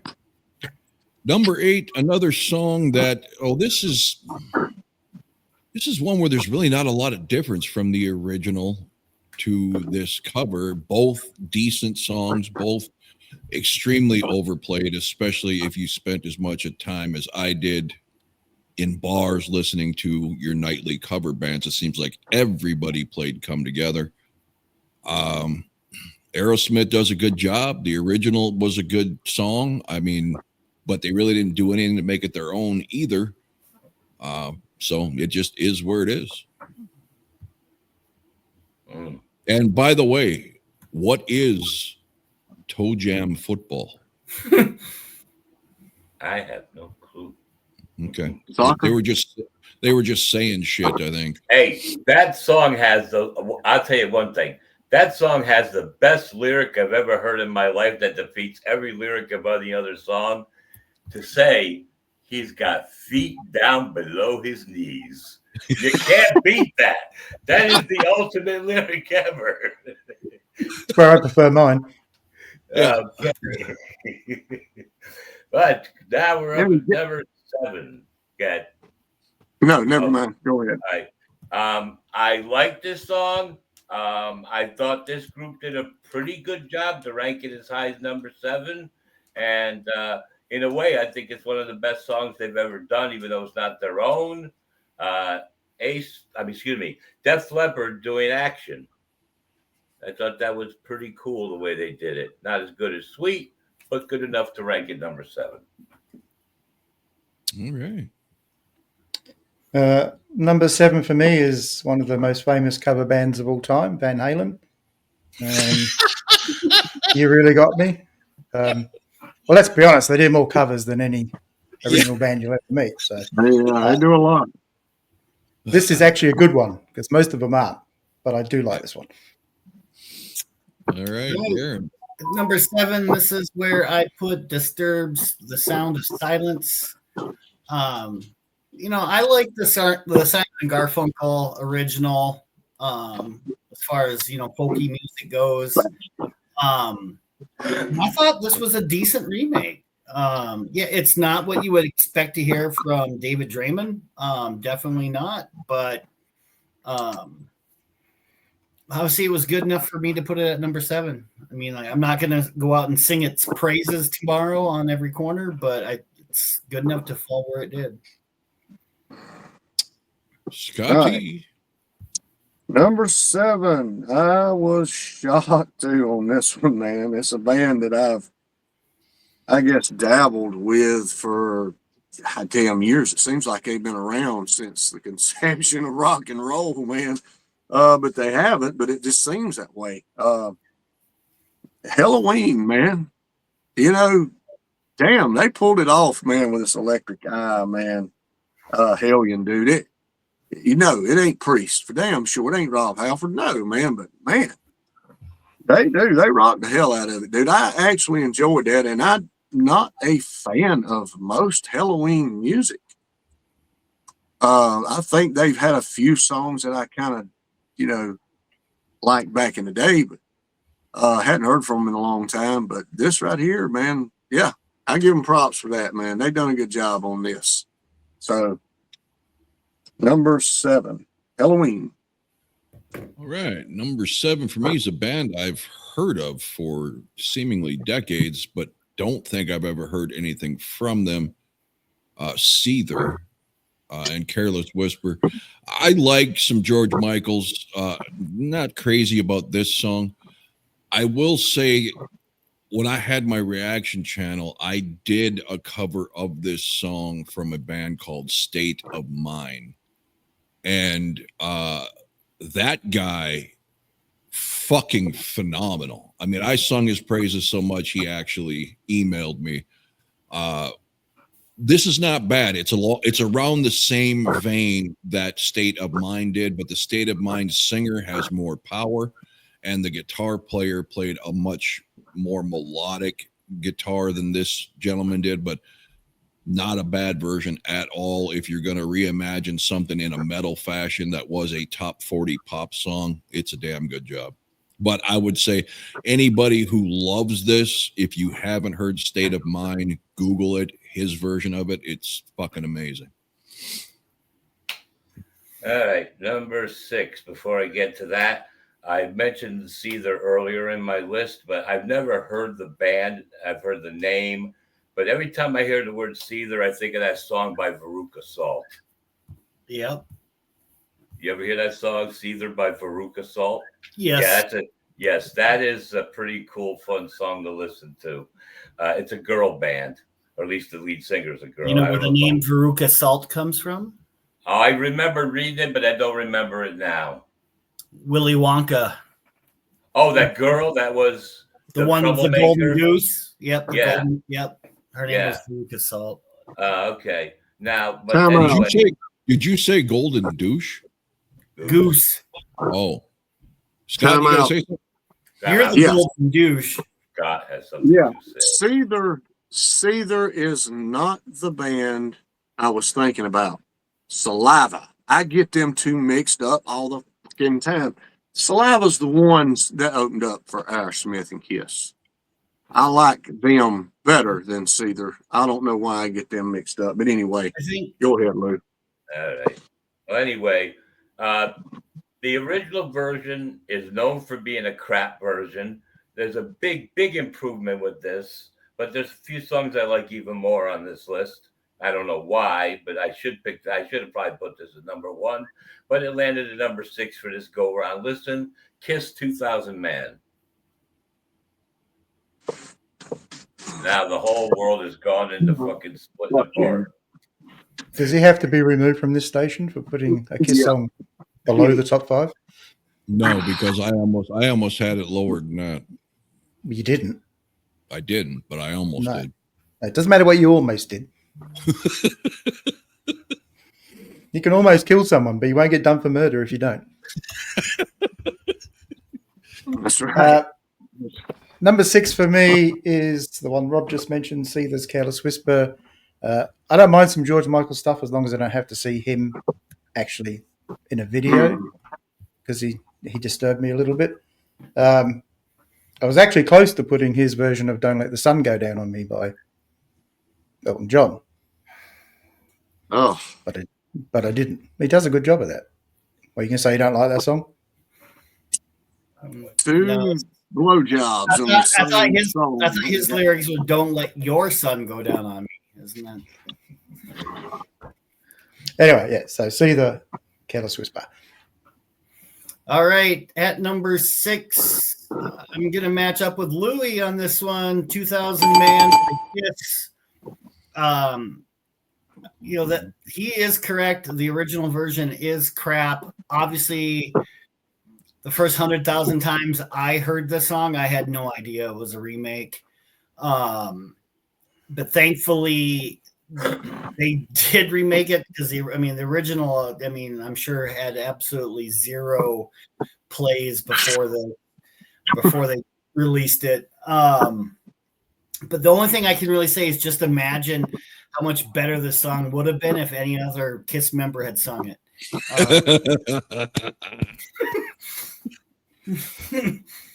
No ace bashing tonight. It'd have been shittier. But anyway. Number 6. VH, man. Van Halen, giving some love to the band, one of the greatest bands of all time. That's right. One of the greatest guitarists of all time. You really got me? They rip it up, man. Great song. They turn a mediocre Beatles sounding type song into a hard rock metal song. Awesome. Great. They just 10 times better. Kinks. Yeah. Like Rob said. I don't want to miss anybody's pick, so before I do mine, I have got to go take care of a cat that's driving me nuts. So you guys keep talking, and I'll be right back. Okay. Well, folks, it's up to us to entertain you while the host is gone. Dave, do you have a funny anecdote? Hey, while he's gone, I'll be back too. I gotta hit the head. For God's sake. Okay. Now we're down And then there were 3. Dance, Lewis. Not good. I know what y'all are thinking. Then show us your belly button dance. No. Have you got Godzilla handy? I don't want to show. No, no Godzilla, no belly buttons, nothing today. Just every time I do have trousers on, I have a pair of jeans, but every time, but I mute the camera when I got to stand up and stretch a little bit. Is you Willy Wonka there? You don't want us to hear you stand up? No, I'm sorry. I meant to say I stopped the cam. Have you got your Willy Wonka with you? That goes with me everywhere. Okay, just checking. We know you got your chocolate factory. You know, like when people say, my junk is so big, I got to hold it with 2 hands. I'm like, really? It's not attached to your body? That's a shame. Well, mine is, and I've got to take it off. I can't walk around with that thing. It's not licensed. Wow. Getting deep. Yeah. That's what she said. I said it's not even halfway in yet. You know, in a way, I kind of wish I opted out not to join in on this one. But for some reason, I just started going through. Let me go through this and do this list and come up. And I know that every song I pick is going to be like making most people angry.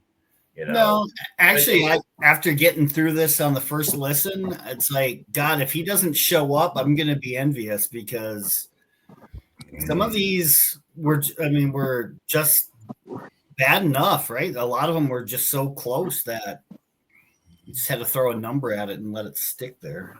Yeah.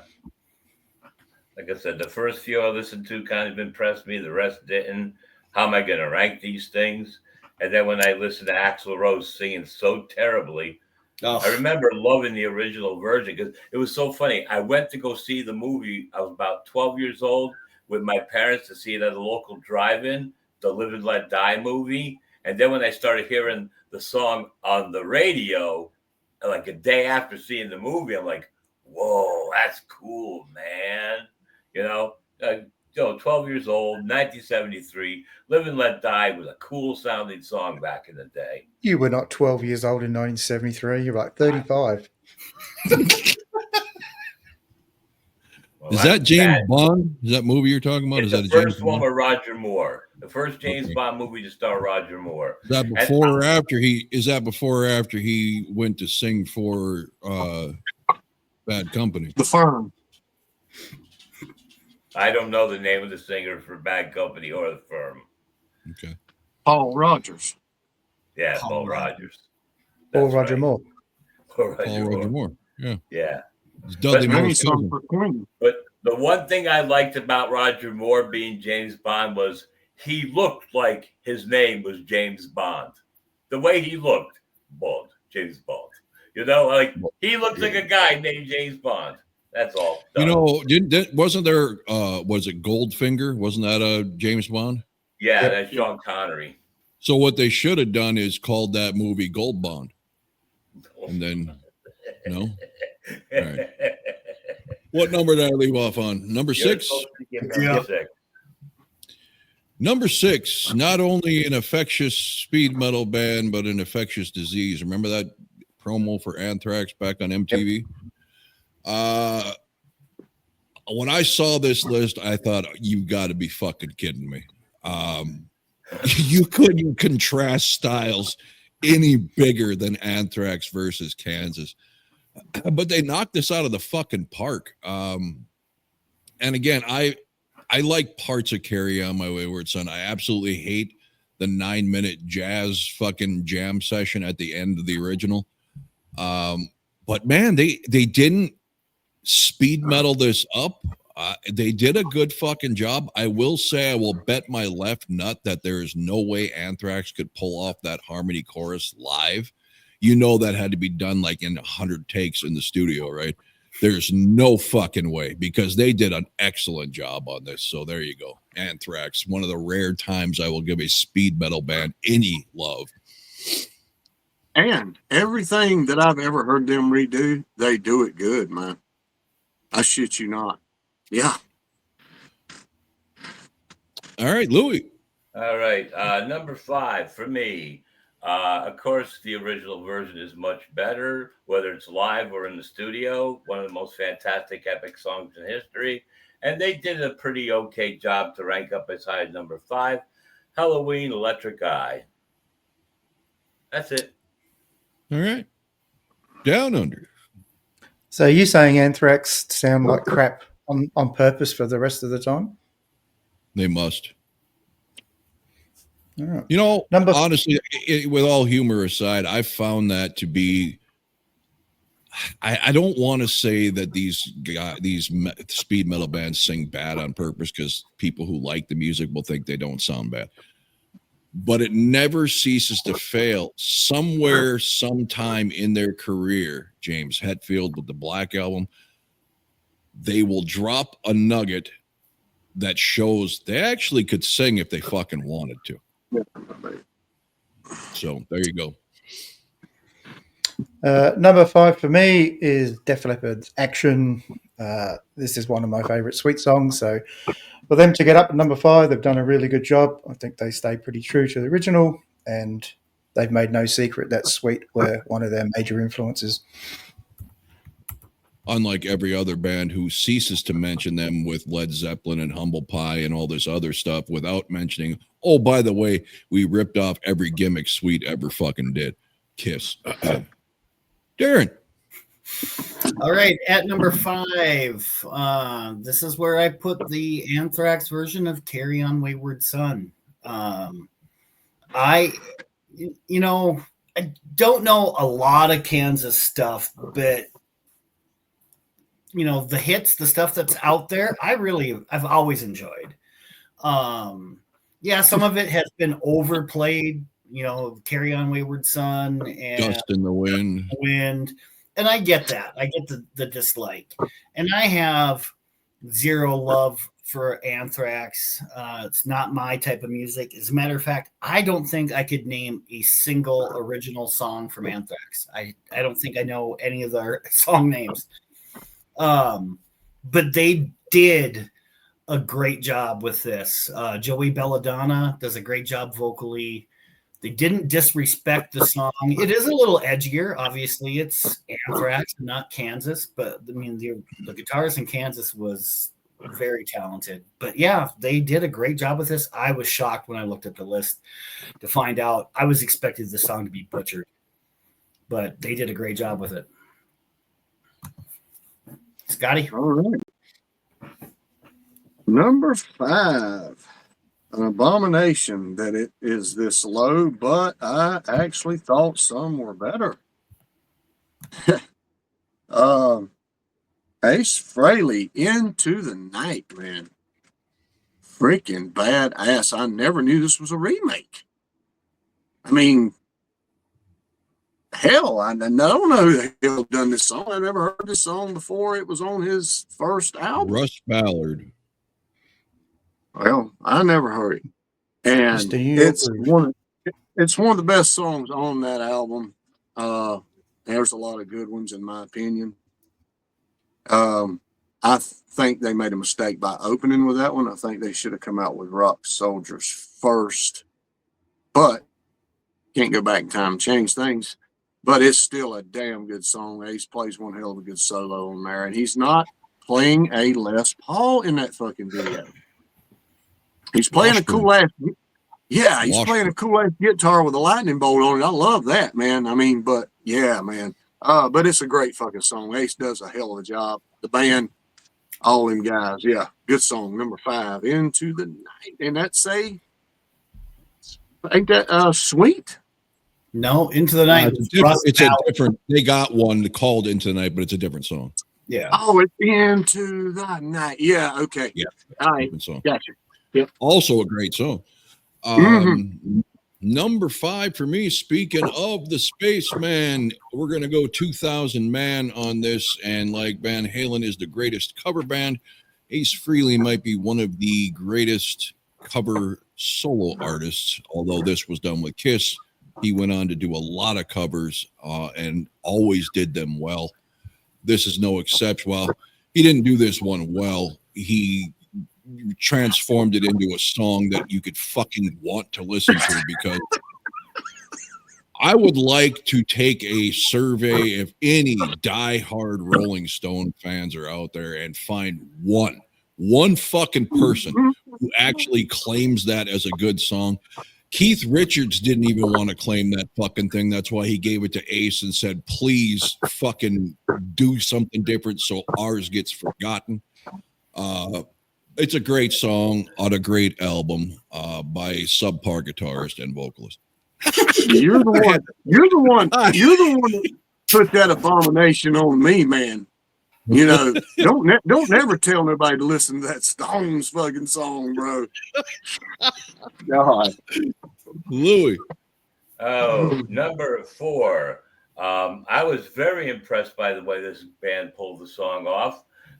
It was kind of a song I liked back in the 70s for about maybe the first 5 or 6 listens. I got very sick of it, but the band still did a very good job with the song. Anthrax, Carry On Wayward Son. All right. Number 4 for me is a song from way back. Disturbs the Sound of Silence. I actually do like the way he sings this. I know some of you aren't happy with the way he sings it, but I think he does a great job. He's got a great voice. Okay. Dayron. Yeah, number 4, this is where I put Seether's Careless Whisper. I thought they did a great job with the George Michael tune. I think the only other song that I'm familiar with them or for them is they have a song called Broken. With Amy Lee? What's that? With Amy Lee? Yeah, with Amy Lee singing vocals for them. And that was a good tune. They were dating at the time. You were Who's dating her Amy at the Lee? time? No, they were dating. The lead singer and Caesar were dating Amy He's Lee. the lead singer for Caesar. No. Amy Lee. Yeah. Evanescence. Evanescence. Oh, Yeah. Okay. Okay. Gotcha. But no, I think they did a great job with it. And as far as George Michael's version, I mean, I actually enjoy that one too. But I think this one is of what, well, there's one coming up that is a little bit different from the original, in my opinion. But I think this is like the biggest reimagining of the bunch. But it was a good reimagining. I liked it. Scott? Wow. You think that was the biggest reimagination of these 20? It's fine.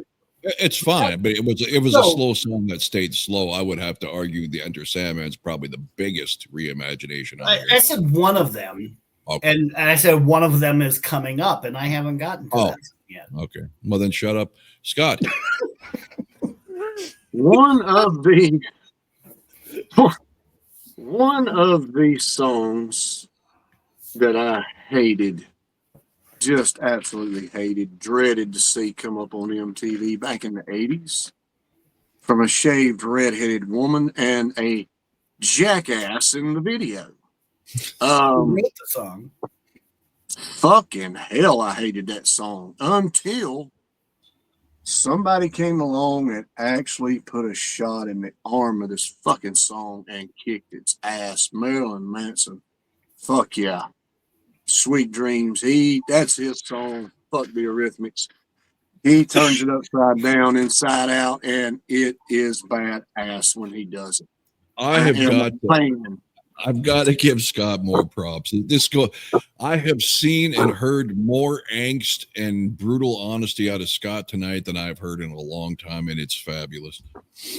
Yeah, you can get, when we hit stuff, I just can't, you just hate it, or whatever. Yeah, you're going to get that. Some things I can't understand, like that's another video you're hourly. You were going to see on MTV when it come out, for God's sake. Yeah. So, yeah. And some of the videos like that, not to get off track, here, but damn, who's putting some of these videos together? What's the damn? Never mind. But yeah. Sweet Dreams, number 4. All right, number 4 for me would have been probably higher had they not split vocal duties. I said duties. Enter Sandman, which is a very cool reimagination of a very cool song. The original, of course, played ad nauseum, but that doesn't factor in here. The reason this fell to number 4 is because of the lead vocal that Alicia Cara does. She does not belong, and thank God she did her work in a different state and mailed it in, literally, because she would not belong in the same studio as Danny. You can amazingly hear how much better the vocals get on the verses once Danny takes over. So if they would have had Danny doing this thing, or maybe Pow and Danny trading off, this would have been much better, but a very cool song, a very cool remake or reimagination. Okay, yeah. Number 3. This goes back to my time when I was, living in the mid-90s, missing the 80s with the metal, the punk, even the rap sounded cool then, new wave, whatever. But I really liked the way this song sounded, and I enjoyed listening to it because I liked the original. Not then, but in the 90s, I learned to appreciate it. Burning Down the House, Paramore, number 3.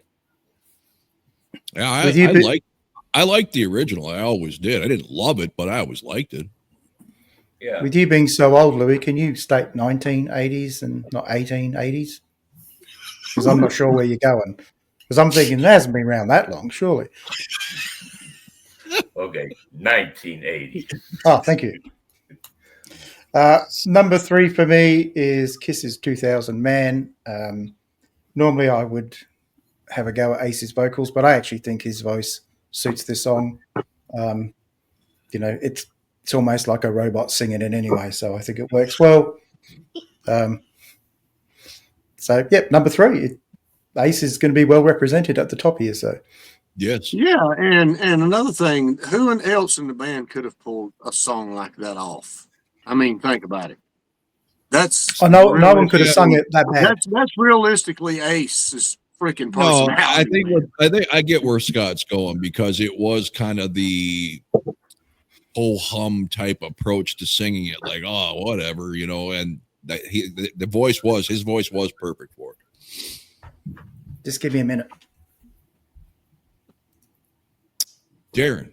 All right. At number 3, this is where I put Enter Sandman. And this was the song that I was alluding to before as the biggest reimagining or professional license, right? To stray away from the original. And I do like the original. Overplay and all. I still enjoy that Metallica song. And honestly, it's only the second time and now the third time that I had listened to it. And it's growing on me. But and I'm not saying it deserves number 3 just on merit alone. And I agree with what Rob said about the difference in the vocals between Allie and Danny. Allie? I mean, Alicia. Sorry. Yeah, it's a fourth solo artist singer chick that they had to combine. Gotcha. Yeah. But it's a good song. But obviously there's a lot of crap in here too. But like I said, it deserves the spot it gets at number 3. They did a good job with it. Yeah, and I will say before Scott goes that no matter what number 1 is for me, it's kind of like a participation trophy at best, because most of this was absolute garbage. So being number 1 of a garbage list doesn't really mean you're that great. But yeah. What did I miss? Nothing. Hey. Darren chose Enter Sandman for number 4. 3. And 3. I'm going to say this before we get to number 1. The warning, Army. If Louis or Dave has that at number 1, they're kissing your ass. It's not real. But anyway. All right. Speaking of the warning 3. first, can I just say something, 3. Scotty? Go ahead, Dave. No, I like the song, but Colby is only licensed to warning videos, so I'm not sure she's allowed to be on this. Number 3. She doesn't listen to me, so she's sure as hell ain't gonna listen to you. I can't say nothing about Dad and Rob now because they've done used it up, so I can say something about y'all. But anyway, number 3, I think everybody has literally shit on this song, and I don't know why. Judas Priest rocks the fuck out of this. I don't know. I know why. Y'all are listening to. This is a song I was talking about at the beginning that I know I've heard because I've heard the Hell Bent for Leather album, several times back in the day, but I do not remember hearing this song. I know I did, but there you go. Lost in time with probably a lot of smoke going out my ears at point in time. Anyway, damn right. I loved it. I damn near thought, damn, it was like listening to it for the first time. I thought it rocked. I thought it was damn good. So yeah, it got number 3 on mine. The Green Manalish, whatever the hell that is. I always thought it was militia. Which would have made more. Which would have made more sense. That's an actual word. It's Latin for only an idiot would pick this so high.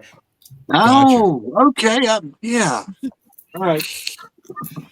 All right, number 3 for me. It passed Dave's BS test, and he's more protective of this band than I am.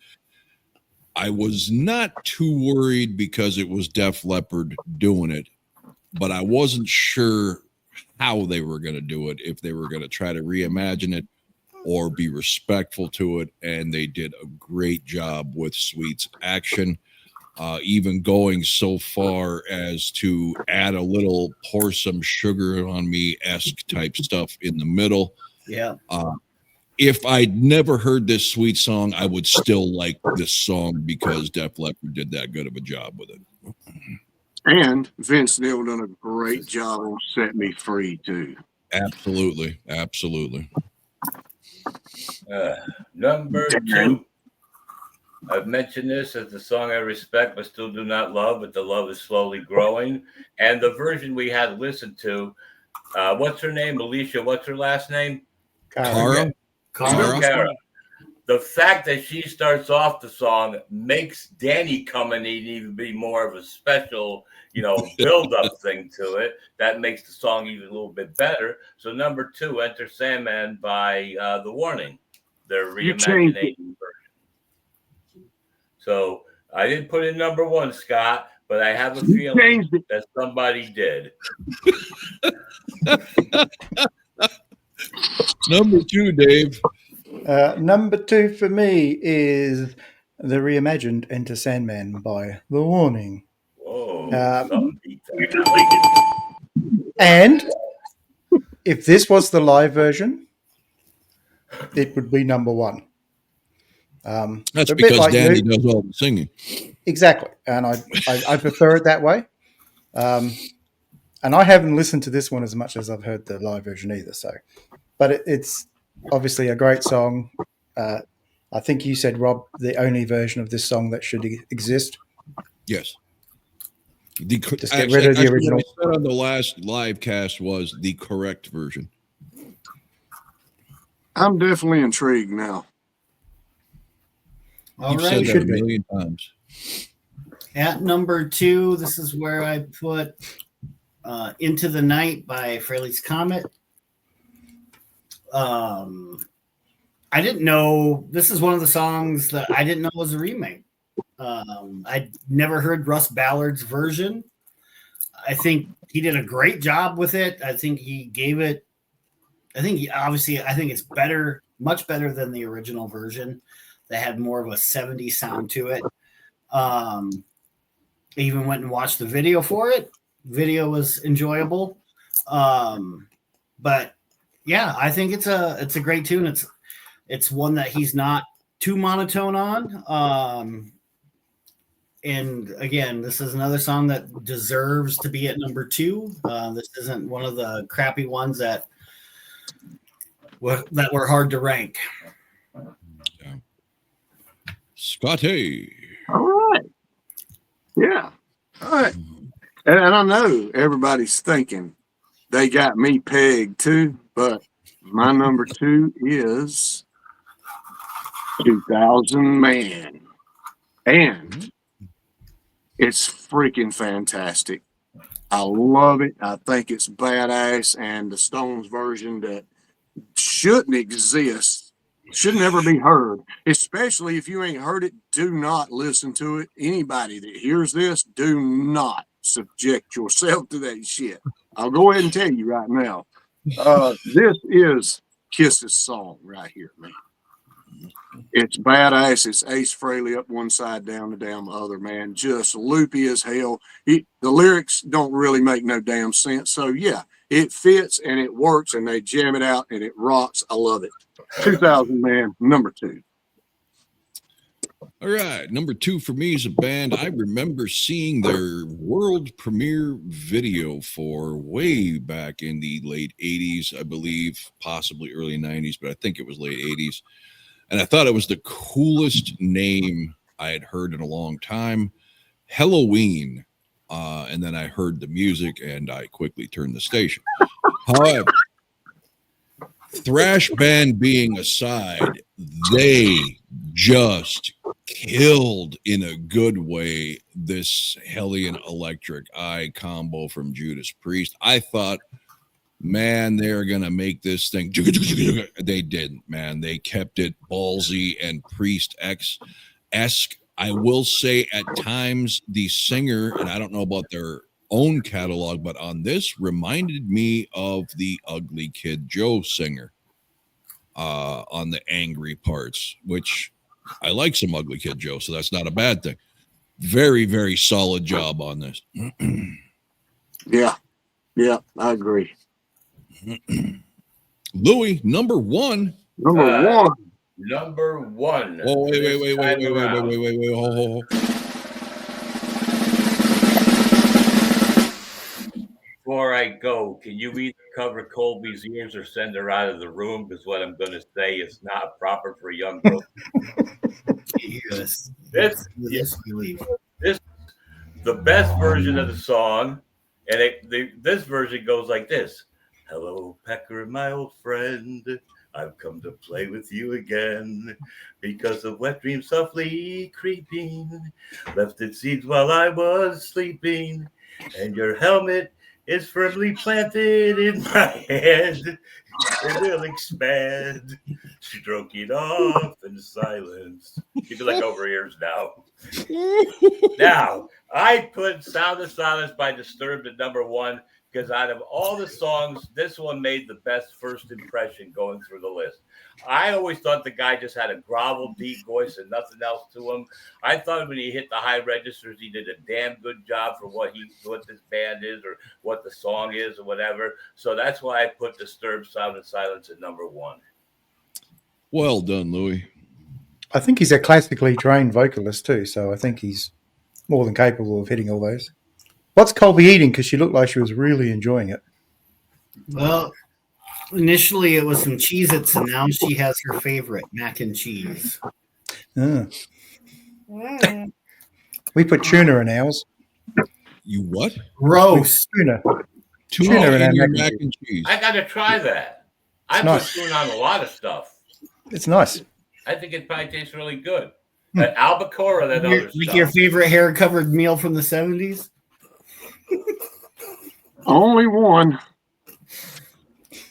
All right, Dave. Emotional damaged. Number one. A roasted You're on the to right station. Those spooky parts. Number Giving one, love to the spaceman. Number one for me is Into the Night. I think he does a really good job. I have heard the original and he stays true to it. Russ Ballard is a really good artist. You should listen to some of his stuff. Other than the ones obviously Rainbow did Since You've Been Gone as well, which is another one of his songs. So, yep, Ace has done a great job with this one. You have redeemed yourself, Dave. Very good. Darren. All right, my number one song, and it pains me to say it because Def Leppard redid it. And that is Sweet's Action. They did a damn good job. And I do like how they added their hysteria or pour some sugar on me type in the middle, right? They didn't add that flair to the rest of the song. They just threw it in that middle just briefly. And I think that was awesome. But they did an excellent damn job with this song. And again, I love the original. Sweet is a tremendous band that does not get the credit that they deserve. So yes, that's my number one song. Scotty. Maybe we will have to take a jab at that retroactive album. Y'all probably have never even heard it before, have you? Or have I have. you? I have. Okay. All right. What album? One day. Retroactive. One day. Retro Action. Retroactive. Retroactive. The cover is a optical illusion. It looks like it's a woman. Def Leppard. Oh, Yeah. Def Leppard. Okay. Yeah, it's a woman staring into a mirror, but when you hold it back, it looks like a skull head. very creative. That's cover, from way man. back in the. I don't remember when that first. Yeah, it It's looks like a wicked. stove. It looks like a woman staring into a mirror. It mixes up. Yes. That's been around. Like I've seen it way back in the early 70s. In the It goes 40s. way back. You're just messing with you, Luke. Anyway, number one, guys. I know this is going to be disappointing. As I don't know how anybody's kept up. If y'all have, y'all got more brain cells than I do, huh? I don't have a clue. That's good because y'all are not going to like it, but I don't know why. And I'll ask those questions on down the line. Not going to get into it now, but I do not understand anybody that likes metal, hard rock, or anything like that, especially in the early to mid 80s, how they cannot love this song from this band. It is amazing. The video, everything Mötley was perfect. Mötley Crüe, smoking in the boys' room, bro. The best version, Brownsville Station. I've heard it. I didn't know this was a cover when it came out. You thought it was smoking in the boys' room, didn't Get you? your ears checked.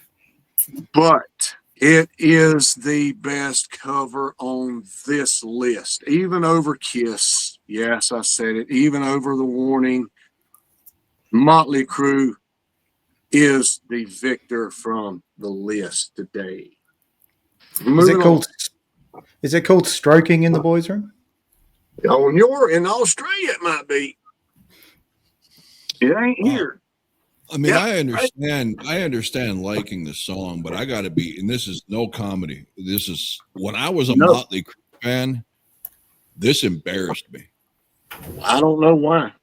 I really don't. Horribly cheesy video and a stupid song. Cool video. I didn't know it was a cover when it came out, but I couldn't stand it, and I still can't. I knew it was a cover because I knew the original. I've always loved it, man. Maybe that's why you don't like Theater of Pain, because because then they came out with that Home Sweet Home, which I still say is brutal. Another killer video with another killer song. See, I love both of them. So bring some sanity back, Rob. Yeah. Fair enough. For me, number one, the one and only Spaceman Ace Frehley, Into the Night. Did not know this was a cover until a couple of years ago. The actual original song is almost as good. But I'll tell you what, I'll probably have to say this is Ace Frehley's single best vocal performance ever. I'm not going to say it's my favorite song because, like a lot of bands, that changes depending on what mood I'm in. But for somebody I give tremendous amounts of shit to about his vocal styling, this is as close as you're going to come to Ace sounding like a true lead singer. In fact, this entire album, I will tell you right now, in my opinion, the first Frehley's Comet album buries the 78 solo album. Wow. And yes, of course, I'm a Todd Howarth fan. That has very little to do with it. Ace Frehley's playing and singing on this album is amazing. I love pretty much this whole album. This video is so visually stunning. I absolutely love it. Ace with that trench coat, black leather trench coat type thing, blew my mind as a diehard Ace Frehley nut as a kid to see him playing anything other than a Les Paul, let alone that cool ass body style, half black, half white lightning bolt. The melodic solo from the middle that carries out through the final choruses. This is tremendous. I knew going in, none of these songs were going to even come close. That's my God. Oh, I didn't see that coming. You speak sense, Rob. You speak sense. If you wanted to hear me praise Ace Frehley, you picked the wrong Frehley's Comet album. You should have picked this first one. I will go as far as to say this Ace Frehley's first Frehley's Comet album would probably be in there with my top 7 or 8 Kiss albums. I would slip it in there and it would be that high. Wow. It's that good. It's that good. So there you go. You got your love from Ace from a couple of us who don't give him love very often. Yeah, man. That all the Kiss songs and stuff were in the top 5 of mine, but not one of them were number 1. Yeah. Which that would be to be expected, When are you sending me the check too, Scotty? All right, so there we got Dave's brutal list, and I will say, while I'm in the spirit of being generous to Mr. Frehley, it wouldn't have mattered. This wasn't number 1 because the other songs were so bad. That song is just that good anyway. Wait a minute. Even the Enter Sandman by The Warning is so bad that you put well, 4 or 5. The Electric Eye, I like original and remake. Action, original and remake. Enter Sandman, original and remake. Other than that, I didn't like, except for Into the Night. The rest of this stuff, I didn't either like the remake or the original, one of the two. Okay. You like the Anthrax song? I just want to. I did, but I didn't like the original. I want to get it out before I forget. I would have picked, if I could have picked a live version from their Unleashed in the East album. Green Man Unleashed Live on that album is a fantastic song that would have crushed everyone on this list. You got to listen to that version. It's totally different. It's like what Kiss Alive does with the first 3 albums. This song in live does to the studio album. It is fantastic. Where did you have it? I can definitely take your word for it because Priest, like Kiss Alive, the only live album I've heard from them is Priest Live. And my God, even the songs on Turbo get a heavier punch to them. Mm-hmm. That's one of the greatest. Those are good songs too on the Turbo album. But you got to listen to the Unleashed in the East version of Green Man Unleashed. It's a whole different monster. And where did you put it otherwise? I put it because it doesn't sound nearly as good at number 15. Yeah, I thought it was pretty high up. So, yeah, that's amazing if it would go from 15 to 1 just based on the live version. Oh, yeah. It makes all that much difference. Matter of fact, when this podcast is done, I'm going to go listen to it. I'm used to your crazy takes, so I can believe that you'd come up with that. I'm going to have to do that, too, because I know how good Priest is live. I've seen it personally. Yeah. And like I said, one of my favorite live albums is Priest Live. So, yeah. You know how much I dislike live albums in general. Yes. But I own the Priest Live. It is that good. It is that good. It is so good. It is so. Just remember, Unleashed in the East. Listen to that version. All right. And as we're talking, the Warning video has gone over 3,000. There you go. Good. Okay, gentlemen. I remember Scotty. Remember when Scotty chimed in? We were live, not the recent one, but last week. He goes, "These guys are gay, and the Warning sucks." But yeah. I knew you guys. I was on. We was coming through Atlanta about 90 miles an hour, Earnhardt driving the damn van. So you just I said, I've got to get my eyes off the road, man, and get my head in something else. So I seen y'all were on live. I said, hell, it's time to mess with these guys. So yeah, man, the gay guys. That's what it was. Yeah. But so anyway, Dave, what do we got next, Dave? Well, we have to keep our Kiss thing going, I think. Okay. So I think we're either Dynasty. See, I did it for you. I said Dynasty. Thank you. Or we can do the studio tracks from Kiss Alive, 2, the ones from Killers, and the 2 from Smashes, Thrashes, and Hits. Scotty?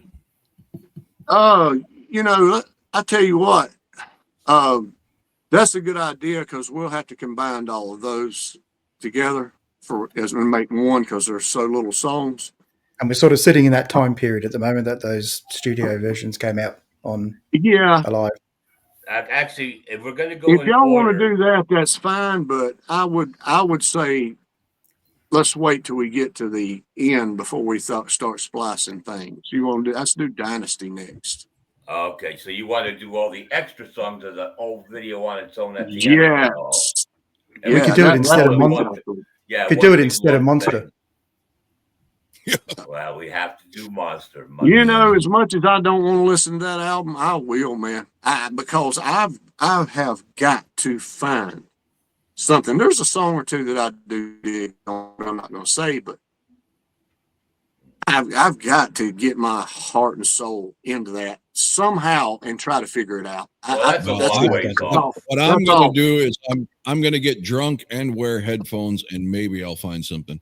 You're gonna have to just Dynasty. get away and not be Go ahead, busy listening to I'd it. say Dynasty next. What night? The only night that I won't be available is Wednesday. Tuesday. Okay, so Tuesday. Tuesday works. All right, Tuesday. Well, I'm not sure. Might have to be Thursday. Thursday? Oh, Thursday. Yeah. Okay, let's shoot for Thursday. Dynasty. Raise your hand for good. Thursday. Okay, Thursday. All right. Well, then, thanks for watching, everybody. Until next time, I got that backwards. See you.